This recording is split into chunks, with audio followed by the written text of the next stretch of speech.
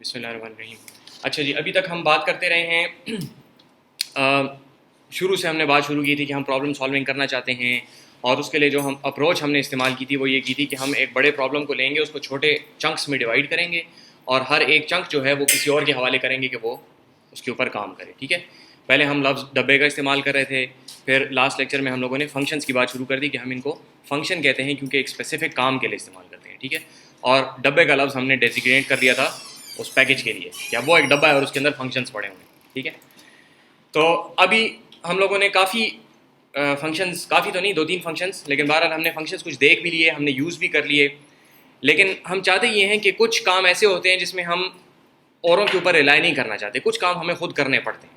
ठीक है, तो उसके लिए वो जो डब्बा है, वो फंक्शन जो है वो हमें खुद बनाना पड़ेगा। तो आज के लेक्चर में बुनियादी तौर पे हम ये देखना चाह रहे हैं कि वो फंक्शन बनता कैसे है। ठीक है, आप लोगों को जिस टाइम पे आप लोग प्रोफेशनली कोई सॉफ्टवेयर डेवलप करते हैं या कोई रियल वर्ल्ड प्रॉब्लम सॉल्व करते हैं, तो उसमें आम तौर पे आपके अपने लिखे हुए फंक्शंस कम होंगे और जो औरों के फंक्शंस आप इस्तेमाल करेंगे वो ज़्यादा होंगे।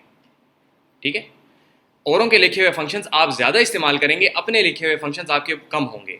जब आप प्रोफेशनल डेवलपमेंट में जाते हैं तो वहाँ पे अगर एक रफ एस्टिमेट बंदा लगाए तो हो सकता है कि आपका अपना लिखे हुए जो नंबर ऑफ फंक्शंस हैं वो शायद 20% भी ना हो, शायद इससे भी कम हो, और बाकी सारे के सारे आप औरों के फंक्शंस इस्तेमाल करते हैं। ठीक है, लेकिन वो जो 20 आपने लिखने हैं वो एक तो आपको पता होने चाहिए कि वो कैसे लिखने हैं, नंबर 1।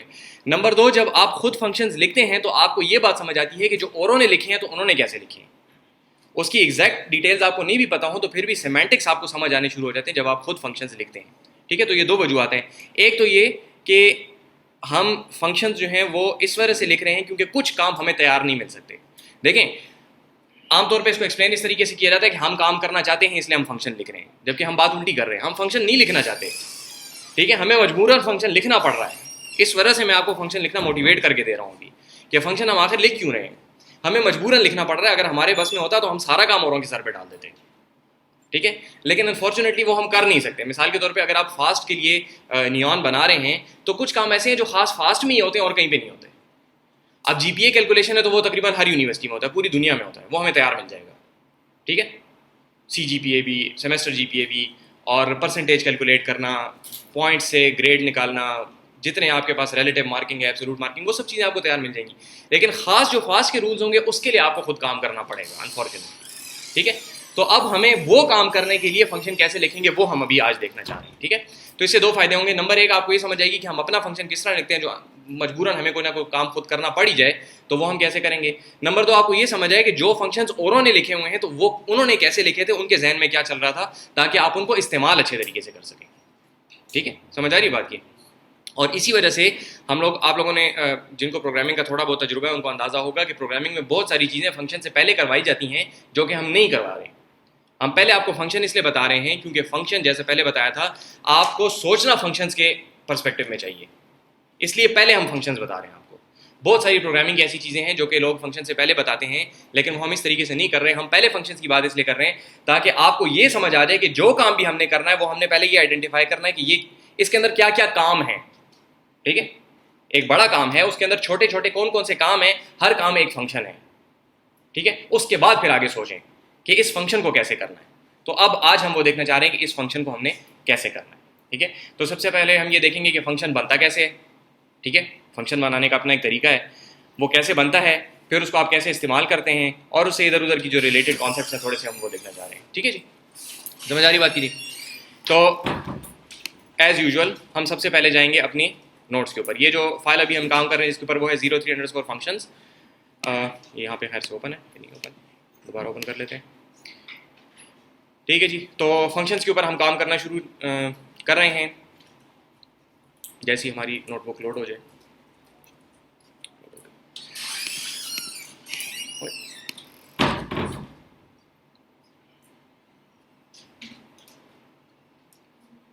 ठीक है जी, तो हम सबसे पहले करना चाहते हैं कि फंक्शन को डिफाइन कैसे किया जाता है। लफ्ज़ है डिफाइन। ठीक है, डिफाइन से क्या मुराद है कि आप फंक्शन बनाते कैसे हैं। डिफाइन करने से मुराद होती है कि आप किसी चीज़ की डिस्क्रिप्शन बताएं कि ये क्या है। ठीक है, तो फंक्शन भी क्या है, एक काम है। तो फंक्शन को डिफाइन करने का मतलब ये कि आप कंप्यूटर को ये बताएंगे कि ये फंक्शन क्या है। ठीक है, जिसको अगर इंपेरेटिव नॉलेज की सेंस में आप देखें तो उसमें मतलब ये है कि ये फंक्शन कैसे काम करता है। ठीक है, क्या है, डिक्लेरेटिव भी हो सकती है, इंपेरेटिव भी हो सकती है। हम यहाँ पे जो काम करते हैं हम ये उसको बताते हैं कि इसकी इंपेरेटिव मेथड क्या है। समझ आ रही बात की?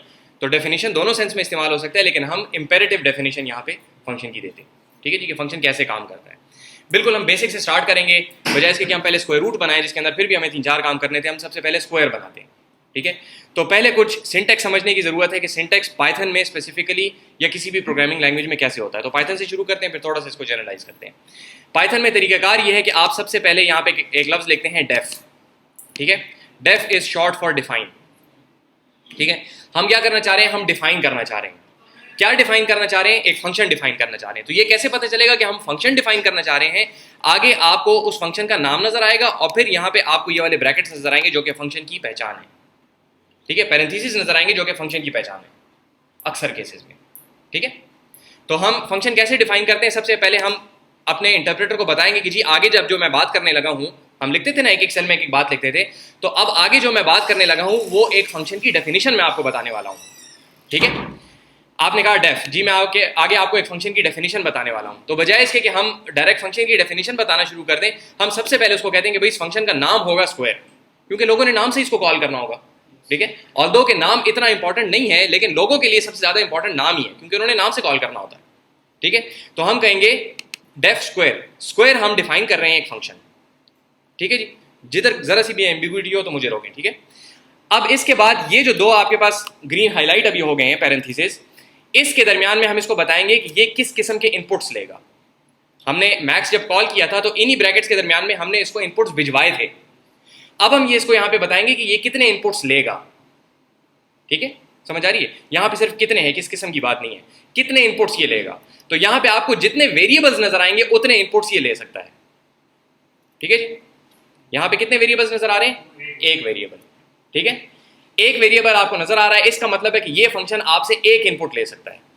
ठीक है, और ये वापस क्या भेजेगा ये भी फिलहाल हमें नहीं पता, हमने अभी नहीं डिफाइन किया। ठीक है, समझ आ रही बात की? तो हमने क्या डिफाइन किया, हमने इंटरप्रेटर को बताया कि हम एक फंक्शन डिफाइन करेंगे, उसका नाम होगा स्क्वायर। फिर पैरेंथेसिस उसको पता चला कि आपने फंक्शन डिफाइन करना है। उसके अंदर हमने इसको बताया कि इसका इनपुट एक चीज होगी कोई, वो एक चीज क्या होगी अभी हमें नहीं पता, ना हमने इंटरप्रेटर को बताया है, ना इंटरप्रेटर इसका बहुत गम करता है। ठीक है, बस कोई एक चीज इसको भेजी जाएगी। ठीक है, अब गौर से देखें, वेरिएबल हमने लास्ट टाइम इस वजह से इंट्रोड्यूस किया था कि अब इसके अंदर हम किसी भी किस्म की चीजें भेज सकते हैं। आपको पता है ना कि एक्स जो होता है, एक्स के अंदर हमने स्ट्रिंग भी डाली थी, हमने उसी के अंदर इंटीजर भी डाला था, उसके अंदर हमने फ्लोट भी डाला था, कुछ भी आप उसके अंदर सेव कर सकते हैं। ऐसे ही ये एक्स भी कोई खास नहीं है, इसके अंदर भी कुछ भी आ सकता है। ठीक है जी, एक वेरिएबल है, इसके अंदर कुछ भी आ सकता है। सही है, क्लियर है? अब हम क्या करेंगे, इसके बाद हम बताएंगे कि ये फंक्शन एक्चुअली काम किस तरह करता है। यहाँ पे कोलन मैंने लगाया जिसका कि मतलब है कि भाई जो मैंने आपको बुनियादी बातें बतानी थी वो पूरी हो गई। अब आगे मैं आपको इस फंक्शन के काम करने का तरीकाकार बताऊंगा, ये फंक्शन कैसे काम करेगा। ठीक है, कोलन का मतलब है कि भाई बुनियादी बातें पूरी हो गई। ठीक है, मेटा नॉलेज जो है, मेटा इन्फॉर्मेशन, मेटा डाटा खत्म हो गया। मेटा डाटा कहते हैं डाटा अबाउट डाटा। ठीक है, तो आगे जो चीज आपकी आने वाली है वो बेसिकली आपका तरीकाकार है। ठीक है, लेकिन उस सारे को आपने एक डब्बे में चूंकि बंद किया हुआ है, तो डब्बे का जो नाम है और डब्बा क्या इनपुट लेता है, तो ये एक्स्ट्रा इन्फॉर्मेशन है। ये इन्फॉर्मेशन के बारे में इन्फॉर्मेशन, इसको कहते हैं मेटा इन्फॉर्मेशन। तो मेटा इन्फॉर्मेशन आपने अपने फंक्शन के बारे में बता दी। अब आगे जो फंक्शन की एक्चुअल बॉडी है, जो उसकी फिजिकल एग्जिस्टेंस है, अब आप वो बताने वाले हैं। ठीक है जी, तो ये आपने उसको फंक्शन की डेफिनेशन बता दी, और डेफिनेशन का एक दूसरा पार्ट भी है which is the body of the function. अब आगे आप वो बॉडी उसको बताने वाले हैं। ठीक है, इसका तरीकाकार ये होगा कि आप यहाँ पे आएंगे और यहाँ पे आप एक इंडेंटेशन करेंगे। ठीक है, ये देखें यहाँ पे 4 स्पेसेस हैं। इसकी थोड़ी सी तफसील बात करते हैं जब स्लाइड्स पे जाएं, बाकी बात खत्म कर लेते हैं। लेकिन बहरहाल मकसद ये कि इसको आपने थोड़ा सा दिखा दे के आगे करना है। ठीक है, ताकि पता चले कि ये अब इस ब्लॉक के अंदर आ रहा है। जो हमने फंक्शन की डेफिनेशन शुरू की है ना, इसके अंदर जितनी चीजें हमने आगे करके की होंगी वो सारी इसके अंदर आएंगी। जैसे आप कभी कोई लिस्ट बनाते हैं तो आप उसमें यही करते हैं ना कि ऊपर आपने कोई मेजर हेडिंग लगाई तो अंदर का जो कंटेंट होता है उसको थोड़ा सा आगे कर देते हैं। ठीक है, अगर नहीं करते तो करना चाहिए, ताकि पता चले कि ये सारी इसके अंदर आ रही है। फिर उसके बाद जब नई हेडिंग शुरू होगी तो वो दोबारा वापस हो जाएगी, तो क्लियरली नजर देखते साथ ही समझ आ जाएगा कि ये सारा ब्लॉक जो है ये इसके अंदर है। ठीक है, तो इस तरीके से यहाँ पे भी आप क्या करते हैं कि इसको आप थोड़ा सा इंडेंट कर देते हैं। इसको कंप्यूटर साइंस में या कहीं पे भी कहा जाता है इंडेंट करना। ठीक है, डेंट पता है ना, गाड़ी में जो लगता है, लगती है तो अंदर हो जाती है, तो इसको इंडेंट है, ये अंदर की तरफ हो गया। ठीक है, इस तरीके से आउट डेंट होता है बाहर की तरफ निकलना। ठीक है, डेंट बाहर की तरफ निकलना, तो ये इंडेंट है। आपने एक इंडेंट कर दिया, अब वो इंडेंट 4 स्पेसेस से भी हो सकता है, एक टैब से भी हो सकता है, लेकिन पूरी फाइल में जो आपने करना है वही करें। समझ आ रही बात की? ये सिर्फ पाइथन में ये खास बात है, इसलिए इसको ज़रा देखें। इंडेंट आपने करना है, सही है, ज़रूरी है। कुछ लैंग्वेजेस आपको फोर्स नहीं करती, ठीक है, सी आपको फोर्स नहीं करती, बेहतर वहाँ पे भी है, वहाँ पे भी इंडेंट करना चाहिए, लेकिन वो लैंग्वेजेस आपको फोर्स नहीं करती। पाइथन कहता है कि बेहतर है और करोगे, नहीं करोगे तो मैं काम नहीं करूँगा। समझ आई बात की? तो ये बहुत अच्छी प्रैक्टिस है, आप जिस भी लैंग्वेज में हो अपने फंक्शन की बॉडीज को इंडेंट करना सीखें, ठीक है, इंडेंट जरूर किया करें। आगे भी और कुछ चीज़ें आएंगी जिसके अंदर इंडेंट जरूरी होता है। पाइथन आपको फोर्स करके आपकी आदत वैसी बना देगा, लेकिन जिन लैंग्वेजेस में आपको फोर्स नहीं किया जाता वहां पे बेहतर ये है कि आप उसको करें इंडेंट। ठीक हो गया? तो अब जितना इस इंडेंट के ऊपर जितनी चीजें आएंगी वो सारी की सारी इस फंक्शन की बॉडी होगी। जैसे ही हम वापस आएंगे इसका मतलब है कि अब ये फंक्शन की बॉडी खत्म होगी। ठीक है, आगे थोड़ा सा इसको और दोबारा भी तफसील से देखते हैं। ठीक है, क्या? जी जी, सिंगल लाइन में भी हो सकता है, यहाँ पे आप नहीं कर सकते, कर सकते हैं लेकिन मत करें फिलहाल, कर सकते हैं, इजाजत है। ठीक है, तो अब इस फंक्शन की बॉडी एक्चुअली करती क्या है? ये एक काम करती है कि ये जो भी आपने इसको वैल्यू भेजी, इस वेरिएबल में कोई वैल्यू आई होगी, ठीक है, चूंकि ये वेरिएबल है तो मैं लफ्ज इस्तेमाल करूं कि आपने जो भी इसको वैल्यू भेजी, ये क्या करेगा? स्टार लेगा ऑपरेटर, ठीक है, एक तरफ एक्स रखेगा उसकी वैल्यू, दूसरी तरफ उस एक्स की वैल्यू रखेगा, दोनों स्टार को भिजवा देगा। स्टार ने जो चीज इसको वापस भेजी ये वही वापस बाहर भेज देगा। रिटर्न का मतलब है कि ये जो वैल्यू मैंने आगे जो भी एक्सप्रेशन थी उससे मैंने कंप्यूट की वैल्यू, वो वैल्यू आउटपुट के तौर पे भेज दो। हमने यही करना था ना, इनपुट आएंगे आउटपुट भेजेंगे, ठीक है, और किसी चीज के साथ बार वालों का ताल्लुक नहीं है। इनपुट आए आउटपुट हमने भेजे, तो आउटपुट भेजने का इनपुट का तरीका हमने यहां लिख लिया कि इनपुट मुझे कितने आएंगे, और आउटपुट यहां पे आ गया कि भाई ये चीज आपने वापस बाहर भेजनी है। वो क्या चीज है वो अभी हमें नहीं पता, वो डिपेंड करेगा जब एक्स आएगा हमारे पास तो फिर पता लगेगा हमें। अभी हमें नहीं पता कि हम वापस क्या भेजेंगे। समझ आ रही बात की? क्लियर है जी? यहां तक बात क्लियर है? हमने फंक्शन डिफाइन किस तरह किया, अभी इसको इस्तेमाल करते हैं। तो हमने क्या काम किया? सबसे पहले हमने डेफ लिखा, which is to tell the interpreter that we are starting the definition of a function. ठीक है, डेफ। अब आगे हमने फंक्शन का नाम बताया, इसका नाम है स्क्वायर। ठीक है, नाम रखना एटलीस्ट फॉर द टाइमिंग जरूरी है फंक्शन का। ठीक है, कोई ना कोई नाम आप जरूर रखेंगे, बगैर भी होता है लेकिन फिलहाल आप नाम रखेंगे। फिर आपने उसको ब्रैकेट्स लगाया ताकि पता चल जाए कि हाँ जी आगे अब मैं इनपुट्स बताने वाला हूं। ठीक है, इनपुट कितने हैं? एक इनपुट है, किस किस्म का इनपुट है हमें नहीं पता।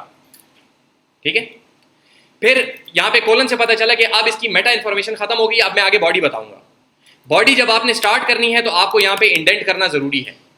ठीक है, 4 स्पेसेस रेकमेंडेड हैं कि 4 स्पेसेस लगाएं। आपका टेक्स्ट एडिटर इसमें आपको हेल्प कर सकता है। ठीक है, आप सिर्फ टैब का कैरेक्टर दबाएंगे तो वो 4 स्पेसेस ही इंसर्ट करेगा। अच्छे टेक्स्ट एडिटर जितने हैं, मैंने आप लोगों को एटम बताया था, सबलाइम, नोटपैड प्लस प्लस, ये सारे जो भी आप इस्तेमाल करें वो यही करते हैं। आप टैब की प्रेस करेंगे वो 4 स्पेसेस इंसर्ट करेगा। ये वाहिद काम है जो कि आपका टेक्स्ट एडिटर आपके लिए करे तो खैर है। ठीक है, इस वजह से ये एक वजह है जिसकी वजह से मैं कहता हूँ नोटपैड मत इस्तेमाल करें, क्योंकि नोटपैड ये काम आपके लिए नहीं करता। मैंने आपको कहा था ना कि नोटपैड की सिंप्लिसिटी की वजह से मैं नहीं कह रहा हूँ कि उसको ना इस्तेमाल करें, उसमें और वजूहत हैं। तो ये एक वजह है कि नोटपैड आपके लिए यहाँ पे 4 स्पेसेस नहीं इंसर्ट करेगा। और ये मैं आपको मैंने पहले भी बताया, दोबारा बताता हूँ, याद रखें कि अगर आप किसी एक फाइल में बहुत सारा काम कर रहे हैं तो पूरी की पूरी फाइल के अंदर जरूरी है कि आप एक कन्वेंशन फॉलो करें, या एक टैब कैरेक्टर हो या 4 स्पेसेस हो। अगर आप कहीं पे टैब कहीं पे स्पेसेस करेंगे तो पाइथन खफा होगा। ठीक है, समझ आ रही बात की? तो इसका मतलब है कि इंडेंट जो है वो आपको एक स्टैंडर्डाइज तरीके से करना होगा। ठीक है, ये आपको डॉक्यूमेंटेशन में मिलेगा भी कि इंडेंट जो है वो स्टैंडर्डाइज होना चाहिए। ठीक है जी, या इसको कहते हैं कि क्या होना चाहिए? यूनिफॉर्म होना चाहिए। ठीक है, सारे थ्रू आउट एक जैसा होना चाहिए। तो बहरहाल आपने यहाँ पे इंडेंट कर दिया। इंडेंट करने के बाद आपने इसको ये बताया कि भाई आपने करना क्या है, आपने इस एक्सप्रेशन को इवेल्युएट करना है। एक्सप्रेशन किसी भी किस्म की हो सकती है, conditional expression, call expression, numeric expression, किसी भी किस्म की एक्सप्रेशन हो सकती है। ठीक है, आपने उसको करना है इवेल्युएट, वो हमें करना आता है पहले। जब वो इवेल्युएट हो जाएगी तो जो वैल्यू आएगी वो आपने आउटपुट के तौर पे रिटर्न कर देनी है। अब ये रिटर्न जो है यहाँ पे प्रोग्रामिंग का एक खास लफ्ज है, ये जार्गन है प्रोग्रामिंग की, रिटर्न। अभी तक जो हम रिटर्न का लफ्ज इस्तेमाल कर रहे थे वो इंग्लिश का रिटर्न था कि वापस भेज दो। अब इस रिटर्न का मतलब है कि फंक्शन की वैल्यू रिटर्न क्या होगी, आउटपुट क्या जनरेट होगा फंक्शन का। ठीक है, दोनों बातों में बड़ा माइनर सा फर्क है, लेकिन ये अब एक खास किस्म का वर्ड है, और वो अल्फाज जो कि किसी लैंग्वेज में खास मीनिंग रखते हैं उनको कहा जाता है कीवर्ड्स। तो अब यहां पे ये डेफ जो है ये कीवर्ड है, और ये रिटर्न जो है ये कीवर्ड है। ठीक है, समझ आ रही बात की? चलिए इसको रन कर लें। अच्छा, यहाँ पे लिखा हुआ है कि notice the indentation and also this is a comment, इसको भी देखते हैं। ये देखें यहाँ पे मैंने एक लगाया हैश, ये 3-4 चीज़ें हैं जो कि फंक्शंस के अंदर ही हमें अक्सर ज़रूरत पड़ती है तो हम यहाँ पे कर रहे हैं। यहाँ पे मैंने लगाया हैश, ये हैश जो है इसका मतलब है कि हैश के आगे जो भी चीज़ आएगी, लास्ट टाइम हमने डिस्कस किया था लेकिन दोबारा बता रहा हूँ कि हैश जब भी आएगा तो इसका मतलब है कि इस हैश के बाद बाकी पूरी लाइन के ऊपर चाहे जो कुछ भी लिखा हुआ है that will be ignored completely. ठीक है, ये हमारी याद दहानी के लिए। ठीक है, अब मैंने यहाँ पे लिखा हुआ है ना कि नोटिस द इंडेंटेशन, तो मैंने इसलिए लिखा था ताकि जब मैं यहाँ पे एक्सप्लेन आप लोगों को कर रहा हूँ तो मुझे याद रहेगी जी मैंने यहाँ पे इंडेंटेशन बताना है आप लोगों को। इसका इंटरप्रेटर के साथ कोई काम नहीं है। ये ऐसा ही है कि आप लोगों के पास इंटरप्रेटर के पास ये जाने से पहले हैश और इसके आगे जितनी चीजें हैं वो सारी की सारी बार फेंक दी जाएंगी, इंटरप्रेटर को इस तरह से मिलेंगी नहीं।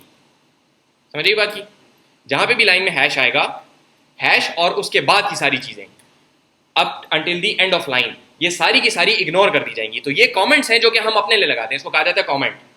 ये कमेंट है जो कि हम अपनी आसानी के लिए लगाते हैं ताकि कल को हम दोबारा जब कोड पढ़े तो हमें पता लगे कि हम सोच क्या रहे थे इस वक्त। ठीक है, समझ आ रही बात की? क्लियर है जी?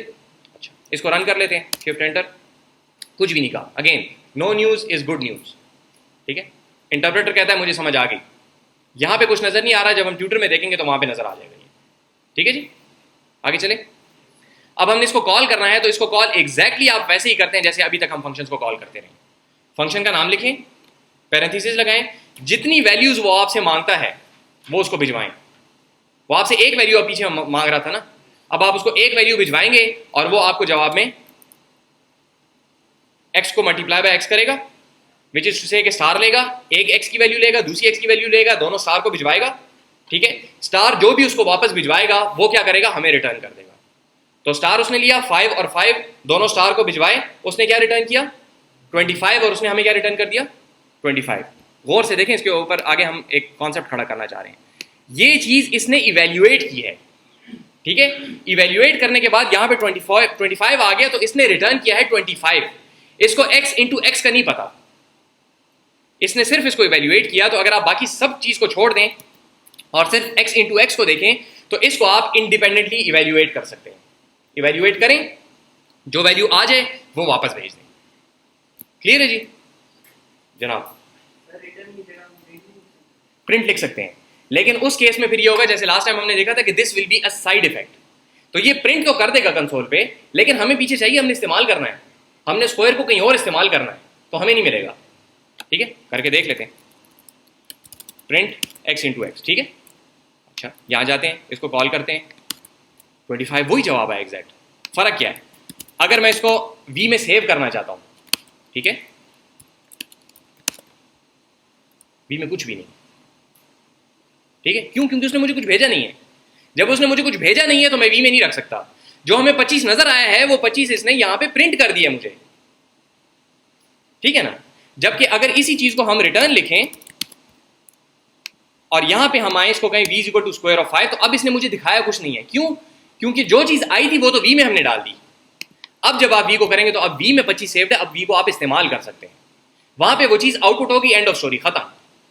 अब आपने उसको आगे इस्तेमाल कर सकते हैं आप, जो कि हम आगे इस्तेमाल करना चाहें। ठीक है, that is a very good question. आमतौर पे जब प्रोग्रामर स्टार्ट करते हैं तो चूंकि हम प्रिंट से बात शुरू करते हैं तो वो प्रिंटे फंक्शन में कर लेते हैं और किस्सा खत्म हो जाता है। ठीक है, जबकि ये काम हम नहीं करना चाहते। इसी वजह से मैंने प्रिंट आप लोगों को बाद में बताया, फंक्शन कॉल पहले बताइए कि हम चाहते ही हैं कि वैल्यूज हमें फंक्शन वापस भेजे। प्रिंट करना तो एक तरीका है ना, हो सकता है ये आप फोन के ऊपर काम कर रहे हो तो वहां पे तो प्रिंट नहीं होता, कंसोल होता ही नहीं है वहां पे। हो सकता है आप एटीएम मशीन पे काम कर रहे हो, वहां पे सिरे से इस किस्म का कोई कॉन्सेप्ट ही नहीं है। ठीक है, हो सकता है कि कोई ऐसी कोई वो हो जो कि ऑडिटरी इंटरफेस हो, ब्लाइंड लोगों के लिए लिखा गया हो, वो वैल्यू बोलते हो, आप उसको इंटरप्रेट करके 5 बनाते हो, 5 से 25 बना के आपने स्पीक करना हो उसको। ठीक है, तो ये सारी चीजों में फिर आपका ये वाला स्क्वायर इस्तेमाल हो सकता है जो हमने लिखा है। लेकिन प्रिंट वाला स्क्वायर सिर्फ तब इस्तेमाल होगा जब आपने कंसोल के ऊपर प्रिंट करना हो, और खास स्क्वायर ही करना और कुछ भी ना करना हो। समझिए बात की? That is a very good question. ठीक है जी, अच्छा तो ये हो गया, यहाँ पे हमारे पास वैल्यू आ गई। ठीक है, इसको थोड़ा सा हम जरा तफसील से देखना चाहते हैं, कुछ इसके अंदर टर्मिनोलॉजी है जिसको हम देखना चाह रहे हैं, लेकिन समझ आ गई कि फंक्शनिंग किस तरीके से हुई है। ठीक है जी, हमने सिर्फ काम ये किया है कि हमने नया एक फंक्शन बनाया है, कॉल एग्जैक्टली वैसी की वैसी है। ठीक है, तो इसको थोड़ा सा तफसील से यहाँ पे देखते हैं। हमारे पास ये चीज़ है जो हमने लिखी हुई थी। ठीक है, इसमें जो चीज़ें देखने की हैं ये हमने बता दिया कि this is a keyword. Keyword से क्या मुराद है कि ये खास अल्फाज हैं कुछ जो कि लैंग्वेज समझती है कि भाई इनका एक खास मीनिंग है, इंटरप्रेटर इनको समझता है। जिसका क्या मतलब है कि आप किसी वेरिएबल का नाम डेफ नहीं रख सकते। DEF डेफ जो है वो बहरा वाला डेफ नहीं, ये वाला डेफ, आप किसी वेरिएबल का नाम नहीं रख सकते क्योंकि ये डेफ जो है कीवर्ड है और कीवर्ड को इंटरप्रेटर एक खास मीनिंग लेता है, तो आप जो है उसका नाम वी नहीं रख सकते। ठीक है, समझ आ रही बात की?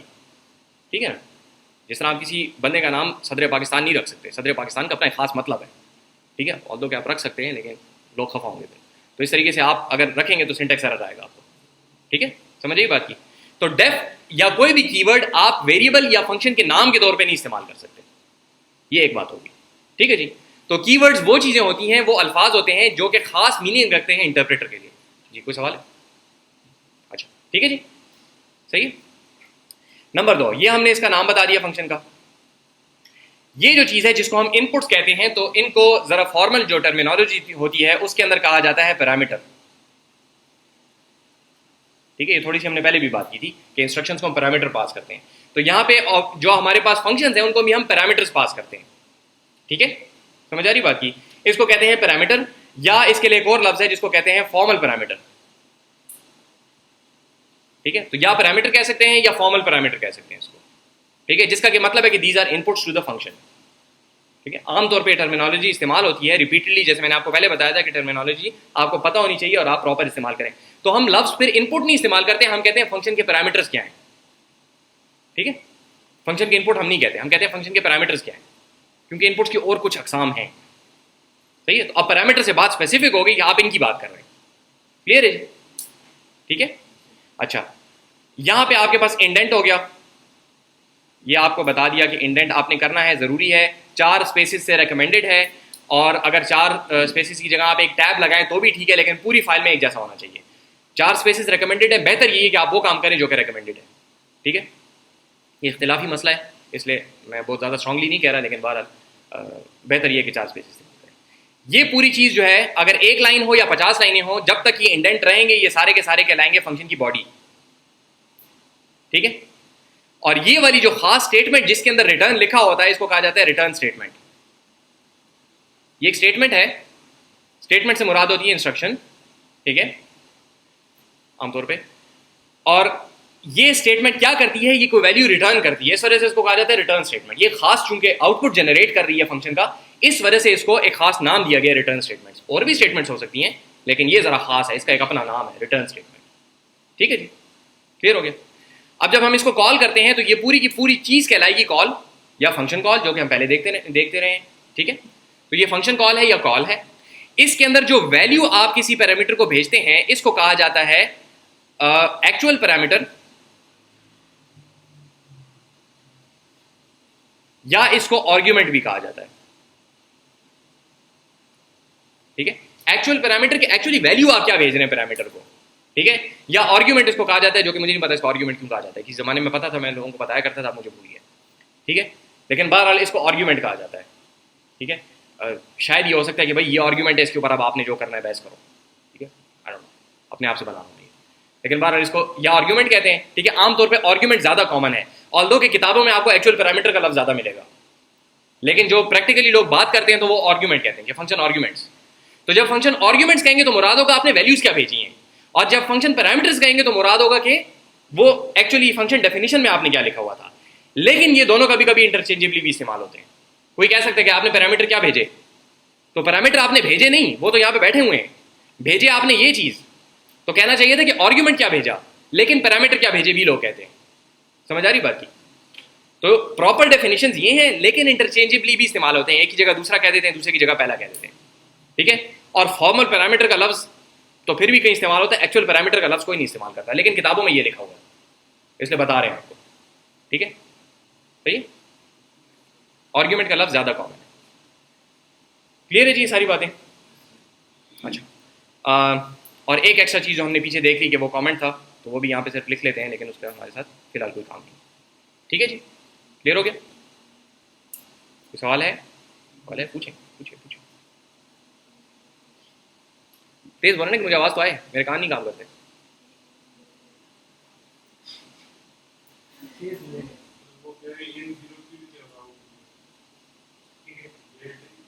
ये 8 लिखा हुआ है जी, इन 8 और आउट 8। इसका मतलब है कि ये मैंने 8वीं इनपुट दी थी इसको, सेल को मैंने बस इनपुट आउट भी दी थी, इससे कोई फर्क नहीं पड़ता। ये जो लिखा हुआ है ना यहाँ पे, इनके साथ हमारा कोई काम नहीं, सिर्फ सेल के अंदर जो पोर्शन लिखे हुए हैं उनको देखें। एक सेकंड ये पहले हासिल कर लें। आप इसी का पूछ रही हैं, इन 8 और आउट 8 जो लिखा हुआ है, इनको देखने की कोई जरूरत नहीं है। ये चूंकि सेल से मैंने स्क्रीनशॉट लिया अपने, इस वजह से ये नजर आ रहे हैं। हमारा काम यहाँ से इसके साथ है, ये सेल के अंदर जो चीजें लिखी हुई है, ग्रे बॉक्सेस के अंदर जो लिखा हुआ है ना, इसको सिर्फ देखें। हमारा कोड ये है, जो बाहर लिखा हुआ है उसको हम टाइप नहीं करते, इसको यहाँ पे देखें। जो ये वाला पोर्शन है, ये जो हाईलाइटेड है, सिर्फ इसको हम देख रहे हैं, ठीक है। बाहर ये सिर्फ बता रहा है कि भाई 37th इनपुट आपने दिया था तो उसका 37th आउटपुट क्या आया, 38th इनपुट जब दिया था तो 38 का आउटपुट क्या आया। ये कोड का हिस्सा नहीं है, ठीक है। देखिए यहाँ पे अगर मैं इसको दोबारा वी करूं तो ये हो जाएगा 39 और आउटपुट 39, क्या ये V25, ठीक है, आउट 39। ये सिर्फ हमें नंबर बता रहे कि कौन सी इंटरेक्शन हो रही है, इंटरेक्शन का नंबर इसका कोड से कोई ताल्लुक नहीं है जनाब, अभी नहीं है, पाइथन में नहीं होती, ठीक है। इसलिए मैंने कहा कि आपको ये नहीं पता कि ये फंक्शन आपको जो वैल्यू वापस भेजेगा वो किस किस्म की भेजेगा, अभी नहीं पता आपको, ठीक है। ये इसकी टाइप कहाँ से आएगी, इसकी टाइप देखें आप इस तरह कंप्यूट करेंगे कि आप जाएंगे फंक्शन की बॉडी के अंदर जाएंगे, वहां जाके देखेंगे कि रिटर्न स्टेटमेंट क्या है। रिटर्न स्टेटमेंट है x इंटू एक्स।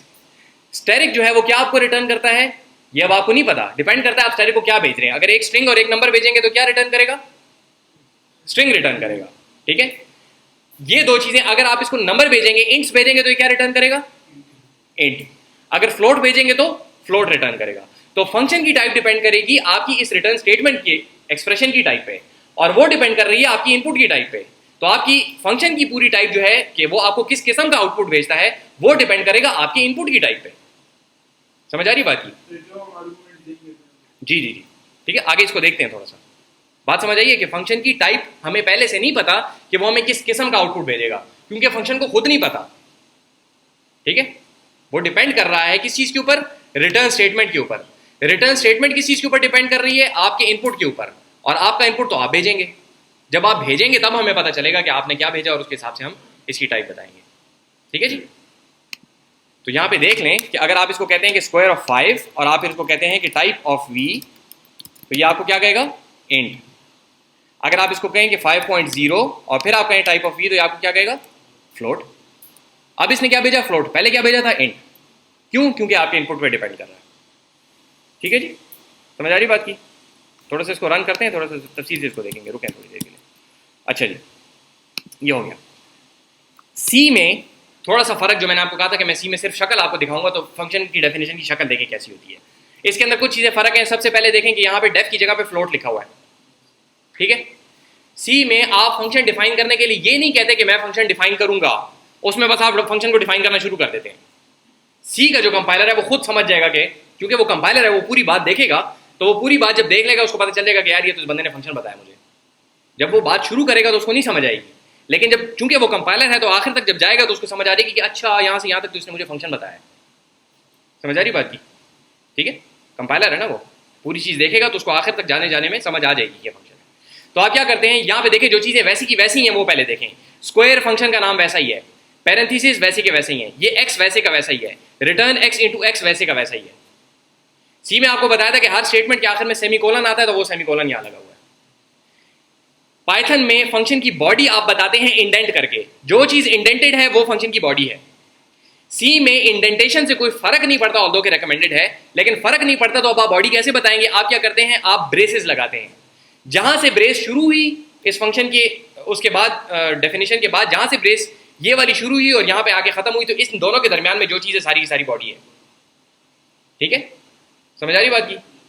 ब्रेस से ब्रेस के दरमियान में सारी बॉडी है। ठीक है, ये ब्रेस और इसका जो भाई आगे आ रहा है, इन दोनों के दरमियान में सारी की सारी फंक्शन की बॉडी है। पाइथन में हम इंडेंट करके बता रहे थे, यहाँ पे ब्रेस से बता रहे हैं। अगेन कोई खास फर्क नहीं पड़ता इससे। ठीक है, आपको समझ आ रही है ना कि कंसेप्चुअली इस बात में कोई फर्क नहीं है। आपने बॉडी बतानी है, एक कहता है इंडेंट करके बताओ, दूसरा कहता है ब्रेस ब्रेस में बताओ। ठीक है, एक कह रहा है लाइन खत्म तो स्टेटमेंट खत्म, दूसरा कहता है सेमीकोलन लगाओगे तो स्टेटमेंट खत्म। ठीक है, तो अगर आपको सारी बातें एक साथ याद रखनी पड़े तो मुश्किल है। ठीक है, मैंने आप लोगों को पहले भी बताया था कि अगर मुझे कहीं पे खुदा ना खास्ता सी में कोड करना पड़ जाए तो मैं कहीं सेमीकोलन नहीं लगाता। अक्सर मुझे एरर आ रहा होता है, मुझे भूल जाता है सेमीकोलन लगाना, लेकिन that's not a big deal. वो मुझे बता देगा, इंटरप्रेटर कंपाइलर खुद मुझे बता देगा। ठीक है, तो जो कंसेप्चुअल फर्क है उनको समझें। और वो कंसेप्चुअल फर्क क्या है कि आपको सबसे पहले जो इनपुट आएगा उसकी टाइप आप बताएंगे एक्सप्लिसिटली कि भाई मुझे फ्लोट चाहिए, मैं फ्लोट पे काम करूंगा, मैं और किसी चीज पे काम नहीं करता।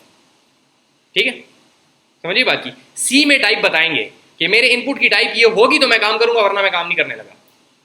और ऐसे ही जब आपको इनपुट की टाइप एक्सप्लिसिटली पता चल गई तो आप ये भी बताएंगे कि मैं रिटर्न आपको किस किस्म की टाइप करूंगा। तो यहां पे आप रिटर्न की टाइप लिखते हैं, रिटर्न स्टेटमेंट के साथ नहीं लिखते, शुरू में ही डेफ की जगह पे आप लिख देते हैं कि मैं किस किस्म की चीज आपको वापस भेजूंगा। समझ आ गई बात की? ठीक है, तो आप कहते हैं फ्लोट, यानी पहली बात आपने की, मेरा ये फंक्शन जब आपको जवाब भेजेगा तो उसकी डाटा टाइप फ्लोट होगी, बस, मैं और कोई डाटा टाइप आपको वापस नहीं भेजूंगा। एक बात होगी। नंबर 2, मेरे फंक्शन का नाम है स्क्वायर, ये एक इनपुट लेता है और उस एक इनपुट की टाइप है फ्लोट। आप मुझे फ्लोट भेजेंगे मैं काम करूंगा, फ्लोट नहीं भेजेंगे मैं नहीं काम करूंगा। ठीक है, और आगे रिटर्न एग्जैक्टली वैसे का वैसा ही है, सिर्फ आखिर में एक सेमीकोलन लगा हुआ है। ठीक है जी, तो कंसेप्चुअली क्या फर्क हुआ कि इनपुट और रिटर्न स्टेटमेंट की टाइप हमें बतानी पड़ेगी, बस, और कोई फर्क नहीं है सी और पाइथन के फंक्शन में। समझ आ गई जी बात की? क्लियर है जी? कोई मसला तो नहीं है? अच्छा जी, लेकिन अगेन इसके साथ हमारा कोई खास काम नहीं, सिर्फ आपको दिखाने के लिए बता रहा हूं। ठीक है, अच्छा जी, अब हम करना क्या चाह रहे हैं कि जैसे हम किसी एक फंक्शन के अंदर हमने स्टार को कॉल किया था, वो एक एक्सप्रेशन थी, हमने उसको कॉल किया था, एग्जैक्टली ही वैसे हम उसके अंदर कोई कॉल एक्सप्रेशन भी डाल सकते हैं। ठीक है, कोई फर्क नहीं पड़ता, हमें एक्सप्रेशन होनी चाहिए। अब एक्सप्रेशन जो है वो कॉल एक्सप्रेशन भी हो सकती है, और वो कोई ऑपरेटर न्यूमेरिक एक्सप्रेशन भी हो सकती है, वो कोई कंडीशनल एक्सप्रेशन भी हो सकती है, किसी भी किस्म की एक्सप्रेशन हो सकती है। तो अब हम क्या कर रहे हैं, हम एक फंक्शन बना रहे हैं, हम एक फंक्शन डिफाइन कर रहे हैं जिसका नाम है सम अंडरस्कोर स्क्वायर्स। ठीक है, नामों के दरमियान में स्पेस नहीं आ सकती। ये जब आप करेंगे तो आपको खुद ही प्रैक्टिस से पता चलेगा, इससे बहुत तफसील से हम ये बात नहीं कर रहे, लेकिन नामों के दरमियान में अंडरस्कोर आ सकता है, डैश नहीं आ सकता। ठीक है, और बदबला आप ना डालें तो बड़ी मेहरबानी होगी आपकी। स्पेस नहीं आ सकती। ठीक है, डैश और स्पेस तो नहीं आ सकती, डैश जो दरमियान में होता है वो, और स्पेस तो नहीं आ सकती। अंडरस्कोर आमतौर पे लोग डालते हैं, उसके अलावा स्पेशल सिंबल्स जो है बेहतर है कि आप ना डालें। ठीक है, अल्फाबेट्स के जरिए से काम करें, और इवन डिजिट्स भी बहुत हाईली रिकमेंडेड नहीं होते, खास केस हो तो। ठीक है, ठीक है, तो ये इसका नाम हो गया सम अंडरस्कोर स्क्वायर्स। ठीक है, आप बच्चे का नाम ABC एक्सक्लेमेशन मार्क नहीं रख सकते, कोई अच्छी बात नहीं है, और दो कि आपको कोई रोकेगा नहीं, मेरा ख्याल है कोई लॉ नहीं है हमारे यहाँ के आपको कोई रोके इस बात से, लेकिन पूरी ज़िंदगी के लिए आप उसके लिए एक मसला बना देंगे। ठीक है, तो ऐसा काम ना करें। कुछ चीज़ों से आपको रोका जाएगा, कुछ चीज़ों से रोका नहीं जाएगा, लेकिन वो कोई अच्छी बात नहीं है। ठीक है, तो बहरहाल अब ये कितने इनपुट्स लेता है? 2 इनपुट्स आपसे लेता है। कैसे पता चला? एक कॉमा है और 2 वेरिएबल्स हैं। ठीक है जी, अच्छा, और ये रिटर्न क्या करता है? अब गौर से इसको देखें, रिटर्न स्टेटमेंट है, आगे एक एक्सप्रेशन है, बड़ी सारी एक्सप्रेशन है ना। अब पूरे फंक्शन की किस्सा कहानी को भूल जाए आप लोग, उसके साथ हमारा कोई काम नहीं है फिलहाल। हमारा काम सिर्फ और सिर्फ इतना है कि हम इस एक्सप्रेशन को इवेल्युएट करें। ये एक्सप्रेशन कैसे काम करती है, इसके अंदर कितने ऑपरेटर हैं? ऑपरेटर 1 है। इस ऑपरेटर को कितने वेरिएबल्स चाहिए काम करने के लिए, कितनी वैल्यूज चाहिए? 2, बाइनरी ऑपरेटर है प्लस। ठीक है, इसको 2 चीजें चाहिए। एक, इसको यहां पे चीज नजर आई, ये चीज खुद क्या है? Call expression. तो अब ये इस कॉल एक्सप्रेशन को कॉल करेगा। ठीक है, कॉल एक्सप्रेशन को ये क्या भिजवाएगा? एक्स। ये एक्स कहां से आया इसके पास? ये ऊपर से इसको मिला था, जो हम इनपुट आया था एक्स के अंदर पड़ा हुआ है ना, वो डब्बा याद रखें जो ट्यूटर में हमने देखा था, ये भी देखते हैं ट्यूटर में दोबारा जाके। एक्स में इसके पास कोई वैल्यू पड़ी हुई है, ये उसने उठाई और उसको भिजवा दी। ठीक है, इसको डबल ओटी मिली, डबल ओटी ने आगे उसको भिजवा दी कि तुम करो, तुम जानो, तुम्हारा काम जानो। स्क्वायर को जब वैल्यू मिली तो वो क्या करेगा? इसको कोई वैल्यू वापस भेज देगा। वो वैल्यू यहां पे ये लिख लेगा, लेट्स से दैट वाज 8। ठीक है, अब दूसरी साइड पे हमें एक प्लस को वैल्यू चाहिए, अगेन कॉल एक्सप्रेशन आ गई, तो यहां पे जो y आया था ये y स्क्वायर को भिजवा देगा। ठीक है, और वहां से जो वैल्यू वापस आएगी वो क्या करेगा? यहां पे लिख देगा, लेट्स से दैट वाज 9। अब प्लस को 2 वैल्यूज मिल गई, और वो प्लस उनके ऊपर काम करेगा, आपको कोई वैल्यू भिजवाएगा 17। आपको वापस जवाब में क्या चीज मिलेगी?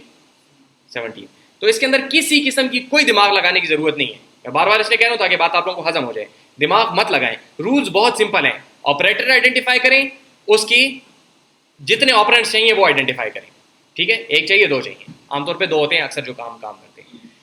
एक साइड पे जाएं, ढूंढें, अगर कोई एक्सप्रेशन है तो उस एक्सप्रेशन को इवैल्यूएट करें। कॉल एक्सप्रेशन है तो कॉल एक्सप्रेशन को इवैल्यूएट करने का तरीका इस्तेमाल करें। न्यूमेरिक एक्सप्रेशन है उसको इवैल्यूएट करने का तरीका इस्तेमाल करें। कंडीशनल एक्सप्रेशन है उसको इवैल्यूएट करने का तरीका इस्तेमाल करें। जो भी एक्सप्रेशन है उसको इवैल्यूएट करें।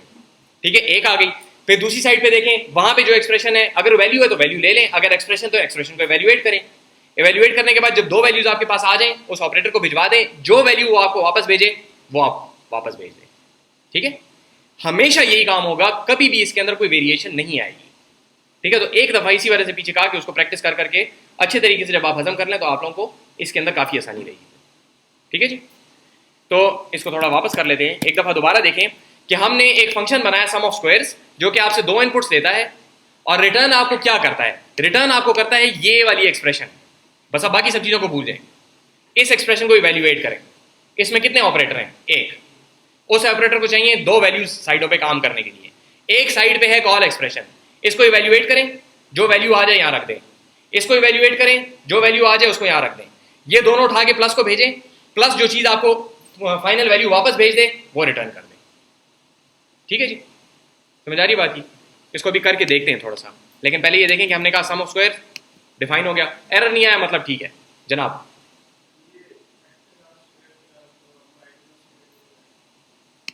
क्यों लगा है ये? इसकी एग्जांपल इस तरह देख लें कि मैं कह रहा हूं कि भाई मैं अगर आपको राइट एंगल ट्रायंगल का हाइपोटेन्यूज में कैलकुलेट करना चाह रहा हूं तो वो किस तरह होता है पाइथागोरस थ्योरम से कि x square plus y square को अंडर रूट जब हम लेते हैं तो हाइपोटेन्यूज आ जाता है ना हमारे पास, C square is equal to A square plus B square under root.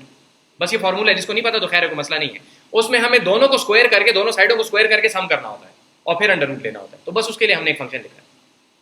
ठीक है, आपका सवाल यही है कि हमने क्यों किया है, कहीं हम इस्तेमाल करना चाह रहे हैं इसको, फिलहाल तो हम समझने के लिए कर रहे हैं, लेकिन यहाँ पे जो मैं आपको बताना चाह रहा हूँ वो ये है कि एक फंक्शन के अंदर दूसरे फंक्शन को कॉल कर सकते हैं। और यूज केस ये बनाया कि हम हाइपोटेन्यूज निकालना चाह रहे हैं बेस, और ये क्या होती है परपेंडिकुलर या ऑपोजिट, इसको कहते हैं जो भी है। ठीक है, सवाल का जवाब हो गया? नहीं हुआ? हाँ, लेकिन सबर करें एक मिनट, सवाल दोबारा करेंगे ताकि मैं बताऊँ। जी जी जी, आप ये कहना चाह रहे हैं कि हम यहाँ पे हमने x इंटू एक्स ही क्यों नहीं लिख दिया, ये कहना चाह रहे हैं? जी जी जी, आप, मैं लिखता हूँ तो आप मुझे बताएं कि आप ये कहना चाह रहे हैं कि हमने ये क्यों नहीं लिखा, ऐसा कहना चाह रहे हैं? क्योंकि हमारे पास स्क्वायर करने का पहले से एक तरीका पड़ा हुआ है। ठीक है, ये तब हम लिखते जब हमें पता होता कि स्क्वायर कैसे करते हैं। ठीक है, समझ आ रही बात की? हमें नहीं पता स्क्वायर किस तरह करते हैं, लेकिन हमें यह पता है कि एक फंक्शन मौजूद है जो कि हमारे लिए स्क्वायर कर सकता है। समझ आ रही बात की? ठीक है, हमें स्क्वायर करना नहीं आता। जैसे देखिए, अगर यहीं पे मुझे स्क्वायर रूट निकालना होता तो मुझे स्क्वायर रूट के लिए बहुत कॉम्प्लिकेटेड काम करना पड़ता है ना, पूरा हमने एल्गोरिथम लिखा था। लेकिन यहां पे मैं एग्जैक्टली वैसे ही स्क्वायर रूट ऑफ एक्स लिख देता। क्यों? क्योंकि मुझे समझने की जरूरत नहीं कि स्क्वायर रूट ऑफ एक्स किस तरह निकलता है। इस तरीके से मुझे स्क्वायर समझने की जरूरत नहीं कि स्क्वायर कैसे काम करता है, बस स्क्वायर कुछ काम करेगा, मुझे स्क्वायर भेज देगा, इसलिए मैंने वैसे लिखा है। समझ आ रही बात? थोड़ा सा आगे इसे जरा यूजफुल एग्जाम्पल हम करेंगे तो फिर उसमें ये जरा और भी क्लियर हो जाएगा। ठीक है जी, तो सम ऑफ स्क्वायर्स हो गया। अब मैं इसको कहता हूं कि सम ऑफ स्क्वायर्स कैलकुलेट करो 3,4 का। ठीक है, तो ये क्या करेगा, ये जाएगा, इसकी वैल्यू क्या आएगी पहले वैसे ही मुझे को बताए। 25। ठीक है जी, अभी देखते हैं ये आती कहां से, रिजल्ट इज 25। इसके लिए हम जाएंगे खैर से अपने ट्यूटर पे। ये मैं आप लोगों के सामने इस वजह से करता हूँ, पहले से पेश करके इसलिए नहीं लाता कि ताकि जब आप लोग इसको इस्तेमाल करें तो आप लोगों को समझ आए कि किस तरीके से करते हैं। ठीक है, लेकिन बोलता इसलिए नहीं हूँ कि बहुत ज़्यादा टाइम नहीं वेस्ट करना चाहते हैं। देखें, यहाँ पे हमने फंक्शन शुरू किया तो यहाँ पे ये चीज़ इंडेंटेड है। जब तक ये इंडेंट चलता रहेगा तब तक ये फंक्शन की बॉडी खत्म नहीं होगी। जब मैंने इसको वापस आउटडेंट कर दिया तो अब मेरे फंक्शन की बॉडी खत्म होगी, अब फंक्शन से बाहर कोई काम चल रहा है। क्लियर है जी? ये बात बिल्कुल क्लियर है ना? इसकी वजह से शुरू में पाइथन में लोगों को मसला होता है, इसलिए मैं ज़्यादा तफसील से बता रहा हूँ। कोई कॉम्प्लिकेटेड बात नहीं है, लेकिन बस इसको ज़रा हजम करने की ज़रूरत है। क्लियर है जी? फंक्शन की बॉडी शुरू हुई, इंडेंट जैसे ही खत्म हुआ, अब मैं वापस पीछे आ गया, इसका मतलब है फंक्शन खत्म हो गया। ठीक है जी? अच्छा, इसको रन करते हैं जरा, देखें क्या होता है, गौर से अब देखेंगे। अच्छा, सबसे पहले हमने क्या किया कि डेफ एक स्टेटमेंट है और उसके आगे नीचे फंक्शन की बॉडी है, तो इंटरप्रेटर ये पूरी की पूरी बॉडी एक साथ लेगा, क्योंकि इंडेंट से पता लग रहा है ना कि कहां तक बॉडी जा रही है। तो पूरी की पूरी बॉडी और ये डेफ की स्टेटमेंट वो एक साथ लेके एक साथ उसको एग्जीक्यूट करेगा। तो गौर से देखें अब यहाँ पे देखें, ऑब्जेक्ट्स का डब्बा खाली है, फ्रेम्स का डब्बा खाली है।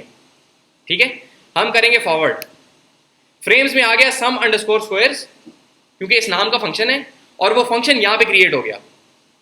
हमें वहां पे नोटबुक में तो कुछ नजर नहीं आया था, लेकिन यहाँ पे अब आपको नजर आ रहा है कि फंक्शन की एक बॉडी क्रिएट हो गई और उसका नाम है सम स्क्वायर्स। ठीक है, क्लियर है? ये क्या इनपुट ले रहा है आपसे, x, y, यानी कि दो इनपुट्स आपसे ले रहा है। ठीक है, अब हम इसको कॉल करेंगे। ठीक है, तो कॉल करने के लिए क्या सिंटेक्स लिखा हुआ है कि रिजल्ट इज इक्वल टू और आगे एक एक्सप्रेशन है which is of the type, किस टाइप की एक्सप्रेशन है, उसको क्या कहते हैं? एक्सप्रेशन की कितनी किस्में हमने देखी हैं? एक न्यूमेरिक एक्सप्रेशन था दी जी, दूसरी हमने देखी कॉल एक्सप्रेशन, तीसरी हमने देखी कंडीशन एक्सप्रेशन। तो ये कौन सी एक्सप्रेशन है?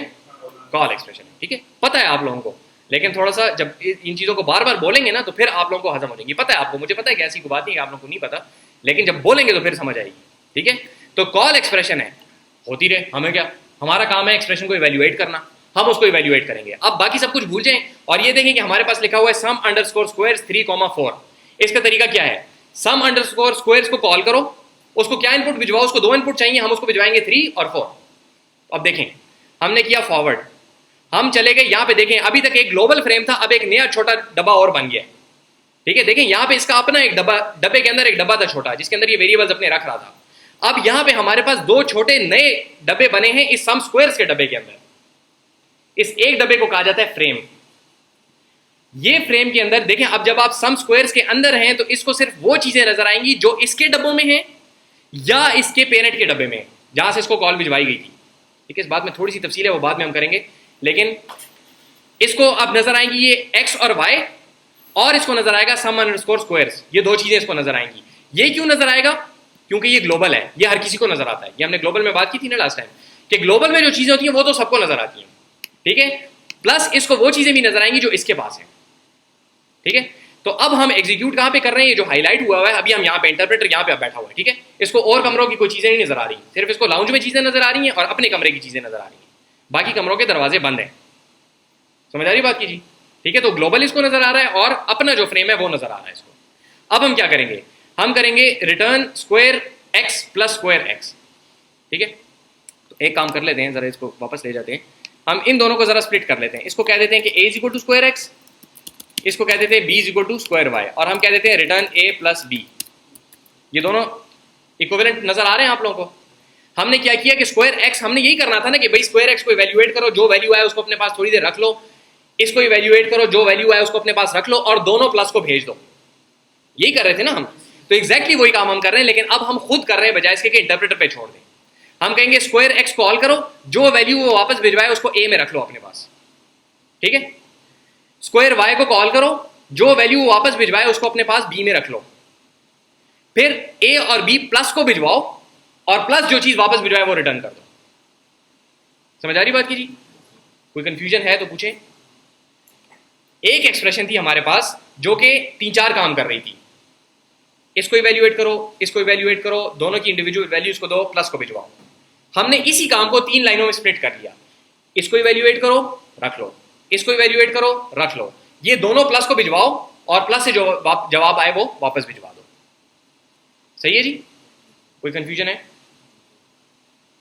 नहीं कंफ्यूजन कि समझ नहीं आई? अच्छा ठीक है, गुड, ठीक हो गया। अभी जरा इसको इवैल्यूएट करते हैं। ये मैंने इस वजह से अलग किया है ताकि हमें जरा नजर आ जाए। देखें, हम गए, सबसे पहले हमने डेफ किया, आगे रिजल्ट के अंदर अब हम वही कॉल भिजवाएंगे। यहाँ पे हमारा एक फ्रेम क्रिएट हुआ, एक्स के अंदर 3 है, वाई के अंदर 4 है, ठीक है जी। अब हम फॉरवर्ड करते हैं तो देखें a is equal to square x, ये एग्जैक्टली वैसा ही है जैसा हमने यहाँ पे लाइन नंबर 7 में किया था कि सम स्क्वायर्स 3,4। एक फंक्शन को कॉल करो, उसको 3 भिजवाओ, जो वो वापस भिजवाए a में डाल दो, ठीक है। आप फॉरवर्ड गए, क्या मसला है? Okay sorry sorry sorry sorry sorry. देखें यहाँ पे एक बात देखें, बड़ी अच्छी बात आ गई। चलें एरर आ गया तो हमें नजर आ जाएगा। इसने हमें एरर क्या दिया? मैंने जब इसको कहा कि कॉल करो तो इसने कहा स्क्वायर तो मुझे पता ही नहीं है। क्यों नहीं पता भाई? हमने स्क्वायर इस ट्यूटर को तो बताया ही नहीं है ना, वो तो नोटबुक में था, ठीक है, तो उसको वहां से लाना पड़ेगा, ले आते हैं। खैर ऐसे को बड़ा इशू नहीं, मैं इतना जो जा रहा हूँ इतनी देर में तो मैं लिख भी देता। अच्छा, तो इसके लिए हमें वापस जाना पड़ेगा और हमें पहले यहाँ पे स्क्वायर इसको बताना पड़ेगा, ठीक है। मसला समझ आए? ठीक है, मैंने उसको कहा कि स्क्वायर, स्क्वायर को वो जानता ही नहीं है। एक्स इंटू एक्स जो आपने कहा था उसको जानता था, लेकिन ये डब्बा स्क्वायर का डब्बा जो हमने खुद बनाया था वो इसके पास था ही नहीं, तो वो कहता है मैं स्क्वायर को कहां से कॉल करूं, मैं तो नहीं जानता। ये वही नेम एरर है, ठीक है। तो इसको विजुअलाइज करते हैं। अभी दोबारा देखें, हमने डिफाइन किया स्क्वायर, हो गया, वहां पे एक आ गया स्क्वायर, अब नजर आएगा उसको, ठीक है। सम स्क्वायर्स, ये भी लोगों को नजर आएगा। अब हम गए सम स्क्वायर्स के अंदर, एक फ्रेम क्रिएट हो गया, एक्स की वैल्यू है 3, वाई की वैल्यू है 4। देखें हमने यही कहा था ना कि इसको अपनी चीजें नजर आ रही हैं और जो ग्लोबल में है वो नजर आ रही हैं, तो अब स्क्वायर इसको नजर आ रहा है, ठीक है जी।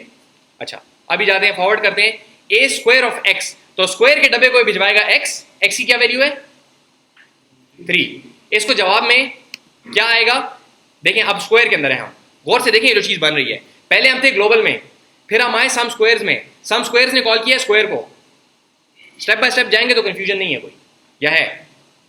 नहीं है, ठीक है। अब हमें स्क्वायर में, स्क्वायर के अंदर सिर्फ एक एक्स है। अब जरा गौर से देखें कि ये एक्स कुछ और चीज है और ये एक्स कुछ और चीज है, दो अलग अलग डब्बे हैं ना, उसका भी नाम एक्स है, उसका भी नाम एक्स है, लेकिन वो उस कमरे में बंद है, मैं इस कमरे में बंद हूं, हम दोनों का आपस में कोई ताल्लुक नहीं है, ठीक है? समझ आ रही बात की? अच्छा अब देखें, हम करेंगे इस x इंटू एक्स, इससे क्या आ जाएगा? x into x, 3 into 3 9। ये देखें आपको बता रहा है रिटर्न वैल्यू इज 9। ये ट्यूटर आपको रिटर्न करने से पहले दिखा देता है कि जी ये वैल्यू वापस भेजूंगा, देख लो गौर से, फिर खफा मत होना, ठीक है? आपने कहा 9, उसने कहा 9, आपने कहा ठीक है, ये वैल्यू वापस आई और यहां पे देखें कि a के अंदर चली गई, नजर आ रहा है? a के अंदर ये 9 वैल्यू चली गई, क्यों? क्योंकि हमने कहा था a is equal to square of x, square x ने जो हमें वैल्यू वापस भेजी वो हमने a में सेव कर ली, ठीक है? एग्जैक्टली यही काम हम दोबारा करेंगे, लेकिन दोबारा करके देखते हैं ताकि आप लोगों को नजर आ जाए। हम कहते हैं b is equal to square of y, अब स्क्वायर के अंदर यहां पे लिखा हुआ है x, गौर से देखें, हमने इसको भेजा है वहां से, हमने y नहीं भेजा, हमने y की वैल्यू 4 भेजी है इसको, ठीक है? हमने ये कहा था ना उसको इवैल्यूएट करेंगे, 4 आ जाएगा, 4 भेजेंगे, y नहीं नजर आता इसको, और वो जो 4 आया तो इसके डब्बे का नाम है x, तो इसके अंदर x के अंदर वही 4 गया है, क्लियर है जी? समझ आ रही है? दोबारा देखें, हमने इसको यहां से भिजवाया स्क्वायर ऑफ y, तो एक्चुअली y हमने नहीं भिजवाया, हमने यहां पे y की वैल्यू देखी, y की वैल्यू क्या है 4, हमने इसको भिजवाया 4, वहां जाके जब पतीले में गिरा ये तो उस पतीले का नाम है x, ठीक है? फॉरवर्ड, तो यहां पे स्क्वायर के अंदर x है, इसके अंदर y का कोई कॉन्सेप्ट नहीं है, ये y को नहीं जानता, y की वैल्यू आ गई इसके अंदर, लेकिन एक्चुअल y वेरिएबल को ये नहीं जानता, 4 वैल्यू को जानता है, y वेरिएबल को नहीं जानता, दोनों बातों में फर्क है, ठीक है? समझ आ रही है ना बात की?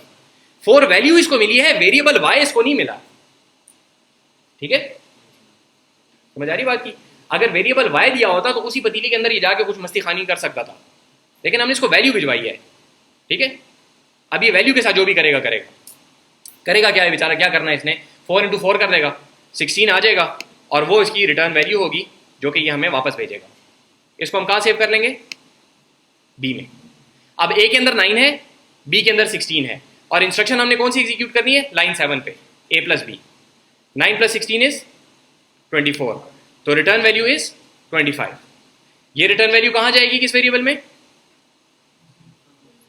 रिजल्ट में, कौन से फ्रेम में? सम स्क्वायर्स के फ्रेम में या ग्लोबल फ्रेम में? ग्लोबल फ्रेम में, वो तो यहां पे है ना, सम स्क्वायर्स के अंदर तो रिजल्ट नहीं है, रिजल्ट ग्लोबल फ्रेम में है, ठीक है? तो फॉरवर्ड हम करेंगे तो ये जाके रिजल्ट 25 में आ गया आपके पास, ठीक है जी? क्लियर है? ये समझ आइए? मैं इसको दोबारा एक दफा चलाता हूं, सिर्फ देखें, कोई कंफ्यूजन है तो पूछें, वरना मैं तेज चलाता हूं। फिर देखें, हमने एक फंक्शन डिफाइन किया, फिर हमने दूसरा फंक्शन डिफाइन किया, अभी तक कुछ भी नहीं हुआ, सिर्फ डिफाइन हुए फंक्शन, वो पड़े हुए हैं वहां पे, कॉल अभी तक हमने उनको नहीं किया। अब हम पहले सम अंडरस्कोर स्क्वायर्स को कॉल करेंगे, उसको दो वैल्यूज भिजवाएंगे 3 और 4, ठीक है? 3 और 4 उसके अपने फ्रेम में आ गए, अब उसको अपना फ्रेम नजर आ रहा है और ग्लोबल फ्रेम नजर आ रहा है। हमने कॉल किया a is equal to square of x, square global frame में है, ये उसको जानता है, तो ये x भिजवाएगा, यानी x की वैल्यू उसको भिजवाएगा, यानी कि 3 उसको भिजवाएगा, उसको मिलेगा 3, वो 3 को करेगा 3 के साथ मल्टीप्लाई, 9 आ जाएगा, 9 की वैल्यू वो रिटर्न करेगा, हम उसको डालेंगे a के अंदर। अब हम b वाली एग्जीक्यूट करने लगे, b is equal to square of 4, हम y की वैल्यू 4 उसको भिजवाएंगे, y नहीं भिजवाएंगे, 4 हमने उसको भिजवाया, वो वहां पे गया x के अंदर, हमने 4 भिजवाया था, लेकिन वहां पे वेरिएबल का नाम x है, वहां पे वो 4 में पहुंचा, x में पहुंचा, 4 इंटू 4 अब होगा, और वैल्यू क्या आ जाएगी? 16 जब आपके पास वैल्यू आ जाएगी, हम वापस भेजेंगे, वो b में चली जाएगी। अब हम रिटर्न करेंगे a प्लस b, यानी 9 plus 16, which is very simple 25, और वो वापस आ जाएगा रिजल्ट के अंदर आपके पास, ग्लोबल फ्रेम, ठीक है जी? इसमें जो सबसे ज्यादा जरूरी चीज है, एक तो ये फ्लो ऑफ कंट्रोल है, आप देखें बाकायदा आपको फ्लो नजर आ रहा है, चीज यहाँ जा रही है, वहां जा रही है, वहां जा रही है, ये फ्लो ऑफ कंट्रोल इंपॉर्टेंट है। प्लस इसके अंदर ये चीज बहुत जरूरी है कि हमने भिजवाया था y और वहां जाके वो x हो गया, जबकि ऐसा कुछ हुआ नहीं है, हमने y सिरे से भिजवाया ही नहीं था, हमने यहां से y की चीज उठाई जो y में थी, विच वॉज 4, हमने वहां भिजवाई और वहां पे उसके वेरिएबल में डाल दी, तो इसके अंदर कोई कॉन्ट्रडिक्शन नहीं है। ऐसा नहीं है कि हमने y को x से चेंज कर दिया, y की वैल्यू उठाई और x में डाल दी, बस वो x just happen to be some other x, ठीक है जी जनाब?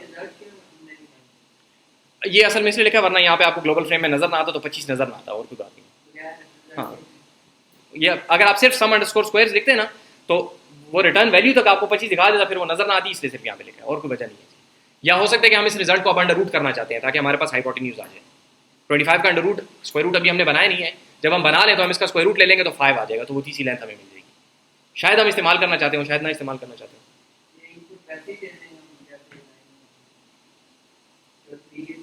जी जी जी, हम हार्ड कोड कर रहे हैं अभी, हम 3 वैसे लिख रहे हैं, ठीक है। अब ये कह रहे हैं कि ये 3 कहाँ से आ गया, ठीक है। तो 3 अभी हम हाथ से खुद लिख रहे हैं, ठीक है। इनपुट हम यूज़र से नहीं ले रहे, ठीक है जी। यूज़र की इनपुट हम काफ़ी टाइम तक नहीं करेंगे, ठीक है, ठीक है। यूज़र हमारे लिए इंपॉर्टेंट नहीं है, हमारे लिए वो प्रॉब्लम को हल करना इंपॉर्टेंट है, बस 3 और 4 का हमने इस्तेमाल करना है, ठीक है। सही है जी, क्लियर है। जनाब सवाल आपने जब लिखा, सवाल ये कि डिक्लेयर करने की ज़रूरत होती कि नहीं होती, तो पाइथन में जब आपने लिखा कि x इज इक्वल टू 5, बस x बन भी गया और 5 आ भी गया उसमें, ठीक है। सी में बताया था कि फ़र्क होता है, सी में आपको पहले बताना पड़ता है कि x की किस्म क्या है, पाइथन में नहीं बताना पड़ता, ठीक है। अच्छा जी, let's move to the interactive tutor, हम कर रहे हैं, ठीक है, बड़ी मेहरबानी आपकी। अच्छा, अब देखें, अगर मैं ये करूंगा कि सम स्क्वायर्स a,3 तो क्या होगा। अब देखिए रूल्स आप लोगों को सारे पता है, ठीक है। मैं आप लोगों के सामने ये ले आता हूं और ज़रा सोचें और फिर मुझे बताएं कि क्या होगा जब मैं सम स्क्वायर्स a,3, यहाँ पे इसको मैं भेजूंगा a और यहाँ पे मैं इसको भेजूंगा 3, तो ये क्या करेगा। आया सम अंडरस्कोर स्क्वायर्स को कोई फर्क पड़ता है इस बात से, ठीक है। सर तो हिला रहे हैं लेकिन कैसे पता चलेगा ना, करके देखें। देखिए सम स्क्वायर्स क्या करता है, वो लेता है 2 वैल्यूज आपसे, आपने उसको एक भेजी है a स्ट्रिंग a, एक आपने भेजी है 3, ठीक है। अभी फिलहाल वो कुछ भी नहीं करेगा, x के अंदर आ गया स्ट्रिंग a और y के अंदर आ गया 3, अब ये भिजवाएगा स्क्वायर को वही a, इसको नहीं पता कि a आपने भेजा है, भाई इसको पता है लेकिन इसका कोई काम नहीं है उसके साथ, ये ऐसे ही स्क्वायर को उठा के भेज देगा a स्ट्रिंग a। अब स्क्वायर के पास जब आप जाएंगे तो किधर गया स्क्वायर, स्क्वायर के पास जब आप जाएंगे तो स्क्वायर क्या करेगा कि a को मल्टीप्लाई करने की कोशिश करेगा a से, विच इज नॉट वैलिड। हमने देखा था ना कि स्ट्रिंग को आप एक नंबर से मल्टीप्लाई कर तो वो स्ट्रिंग रिपीट हो जाती है, लेकिन स्ट्रिंग को स्ट्रिंग से मल्टीप्लाई करना does not make any sense, समझ आ रही है, it does not make sense. तो जब स्क्वायर को कोई ऐसा काम करना पड़ेगा which does not make any sense, तो अब ये आपके पास स्टैटिक सेमेंटिक एरर है। ये बात, ये एक रूल के अंदर लिखा हुआ है कि स्ट्रिंग को स्ट्रिंग के साथ मल्टीप्लाई नहीं किया जा सकता, तो ये इंटरप्रेटर को समझ आती है, this is not a semantic error, this is a static semantic error which can be clearly identified by the interpreter. तो वो हमें एरर देगा कि भाई आप स्ट्रिंग को स्ट्रिंग के साथ मल्टीप्लाई करेंगे, क्या बात हुई, मैं क्या करूं इसके साथ, ठीक है। तो ये भी खफा, चूंकि ये खफा तो इसको जिसने कॉल किया था वो खफा, और चूंकि वो खफा तो हमें गालियां निकालेगा वो, ठीक है। तो पहले से एक्सपेक्ट करेंगे अभी गाली आने वाली है, उसको देखें। ये राजी वापस जाएं, ठीक है। तो अब मसला क्या है कि ये क्या कर रहा है, इसने बहुत सारे हमें फलसफा बगाड़ दिए यहाँ पे, ठीक है। इसको थोड़ा हम देखना चाहते हैं। मसला तो आपको समझ आ गया ना, मैंने आपको मसला पहले से बता दिया कि भाई मसला ये कि आप स्ट्रिंग को स्ट्रिंग के साथ मल्टीप्लाई करना चाह रहे हैं, ठीक है। लेकिन ये साहब क्या फरमा रहे हैं, ये हमें कुछ बताना चाह रहा है, ठीक है। इसको अब देखें, इसके लिए हम जाएंगे वापस यहाँ पे, ये हमारे पास यहाँ पे एरर लिखा हुआ है तफसील से, ठीक है। यही एरर है जो वहाँ पे नजर आया था। आप गौर से देखें, सबसे पहली चीज़ हमने लास्ट टाइम भी जो एरर देखा था उसमें हमें सबसे पहली चीज़ क्या देखनी चाहिए, एरर की टाइप देखनी चाहिए। तो ये देखें, यह आपको कह रहा है टाइप एरर, इसका क्या मतलब है कि ये एक एरर है जो कि रिलेटेड है टाइप से, डाटा टाइप गलत कुछ आपने कहीं पे भेजी है, ठीक है, वो गलत टाइप भेजी है। पहले क्या था, नेम एरर था कि मैं जानता नहीं हूँ उसको, अब मैं जानता हूँ लेकिन ये कोई फजूल सी चीज़ आपने मुझे भेजी है, इसकी किस्म मैं इसके ऊपर काम नहीं कर सकता, इसकी टाइप ठीक नहीं है, डाटा टाइप ठीक नहीं है, ठीक है, इतना हमें पता चल गया। लेकिन अभी हमें नहीं समझ कि भाई मसला कहाँ पे आया है, सम स्क्वायर्स में आया, स्क्वायर्स में आया, किधर मसला है।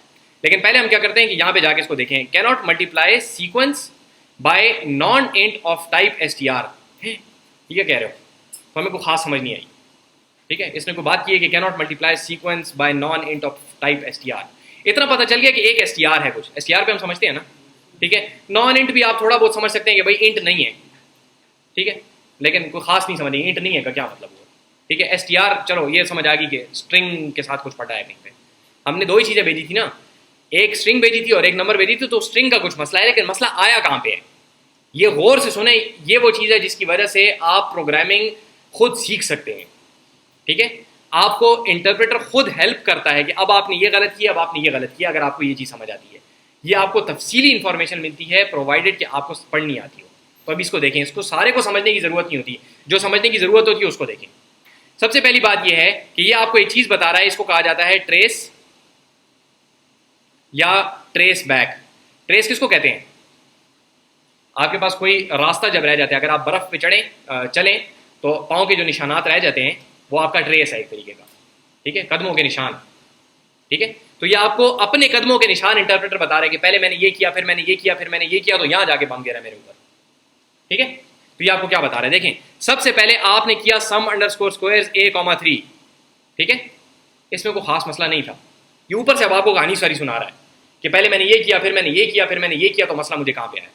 तो सबसे पहले मैंने सम अंडरस्कोर स्क्वायर्स a,3 करने की कोशिश की, हो गया, चला गया मैं किसी और फंक्शन कॉल में चला गया, कॉल एक्सप्रेशन कोई आई तो मैं उसके अंदर चला गया, ठीक है। जब मैं उसके अंदर चला गया तो यहां पे उसके अंदर ये लाइन थी उस फंक्शन की, सम अंडरस्कोर स्क्वायर्स की बॉडी में, ये देखें बाकायदा एरोज लगा के आपको दिखा रहा है, ये किसी बंदे ने ख्वारी की हुई है, देखें एरो लगा रहा है बाकायदा उसके ऊपर कि भाई इधर था मैं, ठीक है। पहले मैं यहां था, फिर मैं यहां गया, वहां पे क्या चीज लिखी हुई थी? वहां पे लिखी हुई थी square x plus square y. उसके बाद फिर मैं गया स्क्वायर एक्स के अंदर, ठीक है। इन दोनों में से किसी एक के अंदर मैं गया, अभी हमें नहीं पता कौन से वाले में गया, लेकिन इन दोनों में से किसी एक के अंदर मैं गया, ठीक है। जब मैं उसके अंदर गया तो उसके अंदर लाइन नंबर 2 पे लिखा हुआ था रिटर्न x इंटू एक्स, और यहां मुझे तकलीफ हुई है भाई, ठीक है। तो अब आपको यह पता चलेगा कि भाई यहां पे मैंने इसको भेजा था a, अब यहां से अब आगे आपकी अपनी इंट्यूशन शुरू है, उसने आपको पूरा रास्ता बता दिया कि मसला इधर आया, ये जो आखिरी लाइन होती है ना, मसला इसमें है, ठीक है। तो अब आप देखेंगे कि भाई ये a भेजा इसको यहाँ पे, तो यहाँ पे ये x में गया था, यहाँ पे अब ये दोबारा x में गया है, तो इधर ये आया है a, तो हाँ a और a मल्टीप्लाई करा, और ये कह भी रहा है कि मैं कैन नॉट मल्टीप्लाई स्ट्रिंग के साथ, मैं इसको मल्टीप्लाई नहीं कर सकता। तो अब आपकी थोड़ी सी इंट्यूशन आएगी कि हाँ जी स्ट्रिंग और स्ट्रिंग आपस में मल्टीप्लाई नहीं हो सकती। कुछ केसेस में आपको ये एक्सप्लिसिटली बताएगा, लेकिन यहाँ पे आपको जनरल एरर बता रहा है, ये एरर बहुत सारी और जगहों पे भी आ सकता है, समझिए बात की। तो यहाँ पे जो चीज समझने की है वो ये कि रास्ता आपने कैसे देखना है। ये जो आखिर में जाके ये बड़ा सारा एरो जो मैंने लगाया है, ये एरो आपके अपने तजुर्बे से आपको पता चलेगा। जब आपको ये बता देगा ना कि भाई बम यहाँ गिरा है, तो वहां पे आपको आमतौर पे खुद समझना होगा कि भाई यहाँ पे बम क्यों गिरा है, ठीक है। लेकिन जब आपको पूरा रास्ता पता चल जाता है तो एटलीस्ट आप जिस तरह हम ट्यूटर में हम कर रहे हैं ना कि ये करो फिर ये करो फिर ये करो, इसको ये वैल्यू गई, इसको ये वैल्यू गई, इसको ये वैल्यू गई, वो सारे काम जब आप करते हैं तो आमतौर पर आपको बड़ा क्लियरली समझ आ जाती है कि मसला क्यों है यहाँ पे, ठीक है। रेयर केसेस होते हैं जिसके अंदर स्टैटिक सेमेंटिक एरर में आपको समझने के लिए बहुत ज्यादा ख्वारी करनी पड़ती है, रेयर केसेस होते हैं, ठीक है। समझ आ रही बात की, ठीक है। पूरी बात समझिए कि क्या हुआ, उसने हमें एरर दिया, एरर क्यों दिया यहाँ पे इतना इंपॉर्टेंट वो नहीं है। स्ट्रिंग को हमने स्ट्रिंग के साथ मल्टीप्लाई करने की कोशिश की, that is not important. What's important is कि हमें पता कैसे चला कि ये मसला है, हमें पता चला इसके ट्रेस से, और ट्रेस को पढ़ने का तरीका क्या है कि आप ये देखें कि कौन से फंक्शन की बात हो रही है और उस फंक्शन के अंदर कौन सी लाइन से आगे फर्दर फंक्शन को कॉल किया गया है, ताकि ये पूरा चेन जो है आपको नजर आए। समझ आई बात की, क्लियर है अच्छे तरीके से, एंड ऑफ स्टोरी, ठीक है जी। अब कोई सवाल हो तो आप पूछ सकते हैं। मैं इसमें हमारे पास मेरे पास एक और एग्जांपल थी, लेकिन वो आज सुबह मैं उठा तो मुझे ख्याल है कि वो यहाँ पे करवाने की नहीं है, इस वजह से मैंने आज सुबह निकाली है उसको। तो आप लोगों के कोई सवाल हो तो आप नहीं, एंड ऑफ स्टोरी तो यहाँ पे सबर करें, वहाँ पे कुछ होगा हमारे पास, क्या है आगे। मैं एक सेकंड देख लूँगी हमारे पास कितनी चीज़ें, नहीं ये कहानी तो लंबी है। चलें सिर्फ ये एक छोटी चीज़ देख लेते हैं, उसके बाद आगे पूरी कहानी मैं पूरी नहीं करता, सिर्फ ये एक चीज़ देखने है, बड़ी छोटी है। देखें हम लोगों ने स्क्वायर रूट बनाया था ना, हम स्क्वायर रूट बनाने नहीं लगे दोबारा, इसको देखिए हमने स्क्वायर रूट बनाया था, तो हमने क्या कहा था कि हम इस नंबर का स्क्वायर रूट निकालेंगे स्टार्टिंग विद दिस गैस, ठीक है। लेकिन हम ये भी कर सकते हैं कि गैस आप मुझे दें, ठीक है, बिल्कुल हम बहुत सख्त लट हैं, हम अपना हर काम दूसरे पे डालना चाहते हैं। तो जो बंदा हमें कॉल कर रहा है हम उसको कहते हैं यार गैस भी तुम ही भेज दो मुझे, अब मैं क्या गैस करूंगा यहाँ पे, ठीक है। तो हम उसको कहते हैं कि आप मुझे एक नंबर भिजवाएं और आप मुझे एक गैस भिजवाएं, ठीक है। तो अब जब वो हमें कॉल करेगा तो वो कैसे कॉल करेगा, स्क्वायर रूट ऑफ 36 निकालो स्टार्टिंग विद द गैस 1, या स्टार्टिंग विद द गैस 0.0, या स्टार्टिंग विद द गैस 5.8, उसकी मर्जी जी। नहीं गैस कीवर्ड नहीं, ये हम कह रहे हैं हमारा फंक्शन देखें उसको बता रहा है, जिस तरह हमने कहा था ना कि x, y, उसी तरीके से हम कह सकते हैं नंबर मुझे भेजो और एक गैस भेजो। उधर हम ये कह रहे थे ना मुझे दो वैल्यूज भेजो, एक x और एक y। अब हम वही बात करेंगे मुझे दो वैल्यूज भेजो, एक नंबर और एक गैस, लेकिन नाम हमने ऐसे इस वजह से दिए ताकि हमें पता चले कि ये क्या है। अगर हम x और y लिखते तो हमें ना पता चलता कि x क्या है y क्या है, हम उनको मीनिंगफुल नाम दे रहे हैं, ठीक है, समझ आ रही बात की, ठीक है। तो ये वही दो वेरिएबल है, बस इनके नाम, एक का नाम है नम, एक का नाम है गैस। जिस तरह फंक्शन का नाम नम अंडरस्कोर स्क्वायर्स हमने रखा था, हम ए नाम भी रख सकते थे उसका, लेकिन हमने ए नाम नहीं रखा, मीनिंगफुल नाम हमने रखा, ठीक है जी। तो यहाँ पे देखें जो देखने की चीज़ है जो बताना चाह रहे हैं वो ये है कि आपका एक स्क्वायर रूट का फंक्शन हम बना रहे हैं, एक्चुअली हम करेंगे इसमें कुछ भी नहीं अभी, स्क्वायर रूट होगा नहीं, ये सिर्फ यहाँ पे आउटपुट कर देगा कि हाँ जी मैं स्क्वायर रूट कैलकुलेट करूँगा, बस फिर करेगा नहीं, ठीक है, क्योंकि हमने थोड़ा बाद में जाके स्क्वायर रूट कैलकुलेट करना है। हम कहते हैं कि आप मुझे दो वैल्यूज भेजेंगे, एक नंबर भेजेंगे और एक आप मुझे गैस भेजेंगे, ठीक है। तो आप अगर मुझे अपना गैस भेजेंगे तो मैं उसके ऊपर काम करूंगा, ठीक है। तो ये क्या करेगा, finding the square root of 36 starting with guess 1, क्यों, क्योंकि मैंने इसको 1 गैस भेजा था। अगर मैं इसको 0.0 भेजूं तो मुझे कहेगा finding the square root of 36 starting with guess 0, आगे फिर कंप्यूट करेगा, लेकिन फिलहाल हमने कंप्यूट किया नहीं। समझ आ रही बात की जी। लेकिन अब जो बार कॉल करने वाले हैं वो कहते हैं यार आप अजीब इंसान हो, गैस भी हम कैलकुलेट करेंगे।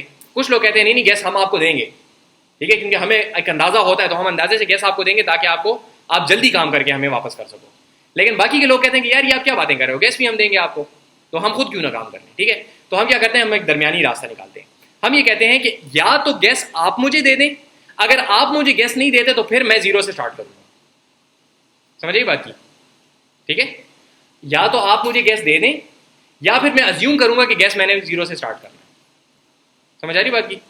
इसका तरीकाकार ये होता है कि आप कहते हैं, इसको छोड़ें, आप कहते हैं कि डिफाइन स्क्वायर रूट, एक वेरिएबल नम है, दूसरा वेरिएबल गैस है, और इसकी जो डिफॉल्ट वैल्यू है वो 1 है। ये इक्वल टू 1 का मतलब है कि अगर तो मुझे बाहर से किसी ने गैस भेज दिया मैं उसको इस्तेमाल करूंगा, अगर उसने मुझे गैस ना भेजा तो फिर मैं गैस के अंदर 1 डाल दूंगा। तो अब अगले बंदे को ऑप्शन आ गया कि वो आपको गैस भेजे या ना भेजे। तो जो लोग कह रहे थे कि हम भेजेंगे वो भी खुश, जो कह रहे थे हम नहीं भेजेंगे वो भी खुश। सीमेंस का इक्विवेलेंट नहीं है इसलिए मत सोचेंगे क्लास होगा। हम गैस हम जी जी नम को हमने कहा कि नम तो आप मुझे भेजेंगे भेजेंगे, बगैर नंबर के मैं क्या किसी चीज का स्क्वायर रूट निकालूं। समझ आ रही बात की। बिल्कुल। दूसरा जो वेरिएबल है इसकी डिफॉल्ट वैल्यू होगी 1, ठीक है।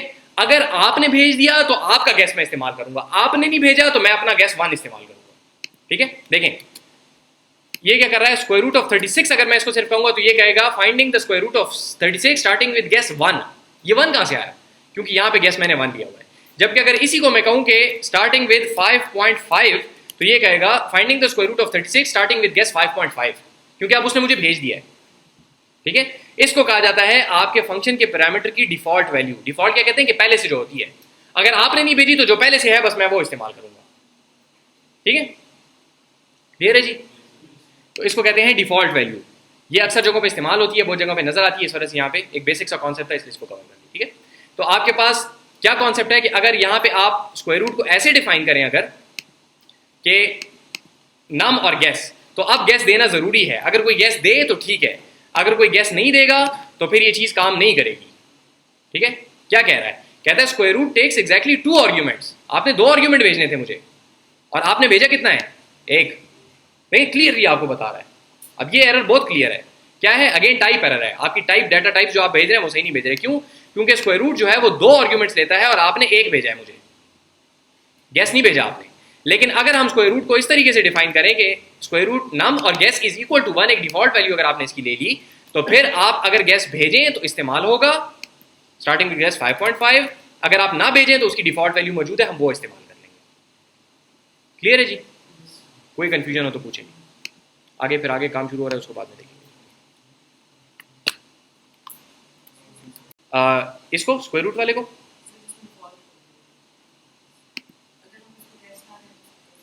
अच्छा ये पहले उसको दोबारा डिफाइन कर लेते हैं ताकि वो डेफिनेशन आ जाए। ये वाला आप कह रही हैं ये मैंने डिफाइन कर लिया, ठीक है। आप ये कह रही ना कि इसको मैं बगैर गैस के कॉल करूं। अच्छा देखें एक दफा गैस के साथ कॉल कर लेते हैं, ठीक है। क्या कहता है, finding the square root of 36 starting with guess 0.0, ये ठीक है। अब इसको बगैर गैस के कॉल करते हैं। देखिए यहाँ पे मैंने गैस नहीं लिखा, एक इनपुट दे रहा हूँ ना मैं इसको, चाहता 2 है ये, मैं इसको 1 इनपुट दे रहा हूँ, ठीक है। तो ये मुझे शिफ्ट एंटर, तो ये एरर देगा मुझे, टाइप एरर। और टाइप एरर में मुझे यहाँ पे मैसेज में वो बता रहा है कि स्क्वायर रूट ये function this takes exactly 2 arguments. Arguments क्या होते हैं, जो हम इसको इनपुट भेजते हैं, एंड 1 वॉज गिवन, ठीक है। 2 चाहिए थे, 1 भेजा है आपने। जबकि दूसरे केस में हमने दूसरे आर्ग्यूमेंट को ऑप्शनल बना दिया, आप भेजें तो मैं यूज करूंगा, नहीं भेजें तो मैं खुद ले लूंगा 1, ठीक है। समझ आ गई बात की। फिर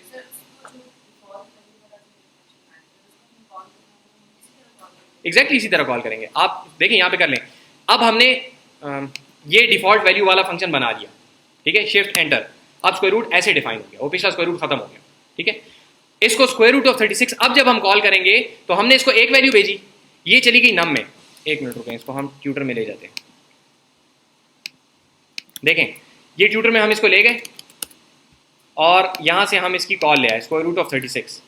ठीक है, इनको समझने का बेहतरीन तरीका ये है कि आप इनको ट्यूटर में ले जाया करें। देखें हमने एक फंक्शन बनाया, यहाँ पे स्क्वायर रूट आ गया, कितने आर्ग्यूमेंट्स लेता है 2। ठीक है, लेकिन दूसरा हमें पता है कि दैट इज ऑप्शनल, ठीक है, डिफॉल्ट आर्ग्यूमेंट उसमें है।